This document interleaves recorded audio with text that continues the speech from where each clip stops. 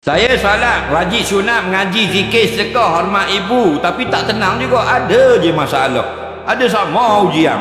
Nak buat apa lagi ustaz? Dia kata mayang-mayang dah, zikir-zikir dah, jaga ibu bapa, baca Quran dah. Apa dia banyak lagi masalah? La ilaha illallah. Mudah masuk surga lagi Syekh. Ni negeri dunia. Dunia ini Nabi kata ad-dunya sijnul mu'min wa jannatul kafir. Dunia ini seperti penjara bagi orang mukmin, seperti seperti syurga bagi orang kafir. Bagi orang kafir dia macam dalam syurga dah, happy pagi petang siang malam. Oh, mabuk yang pusing. Subuh dah bayar bangun, zakat tak bayar, makan babi, minum arak, berjudi, berzina. Kita banyak patah larang macam duduk dalam jil Ciparenggang. Jadi pas musibah. Itu tanda kamu naik darjat di akhirat. Tidak ada satu musibah yang menimpa orang mukmin melainkan padanya pahala di sisi Allah.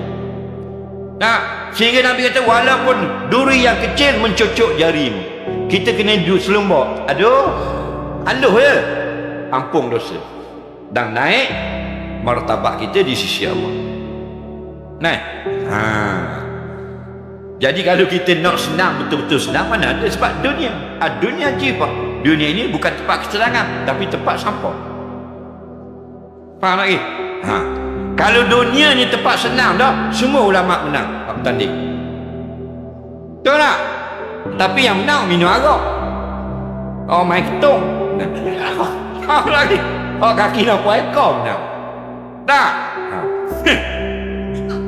Dunia bukan tempat balas. Patutlah ada orang lama susahnya, lepas tu senang pula. Ada orang lama senangnya, lepas tu susah pula.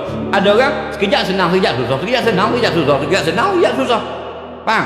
Ada orang susah, last kali susah juga. Lagi. Kenapa? Kerana tak boleh kita nak jadikan performan di dunia ini. Dalil, ada tu imam senang, ada tu imam susah. Padahal dua-duanya kerjanya sama, memanggil manusia untuk sujud kepada Allah siang dan malam. Betul tak? Tapi bukan tempat balas. Kalau dunia ni tempat balas, semua bila akan pakai kereta Lamborghini Aventador. Kenapa? Dah balas dah di dunia, senanglah Tok Bila. Tapi Tok Bila pakai dia Vespa.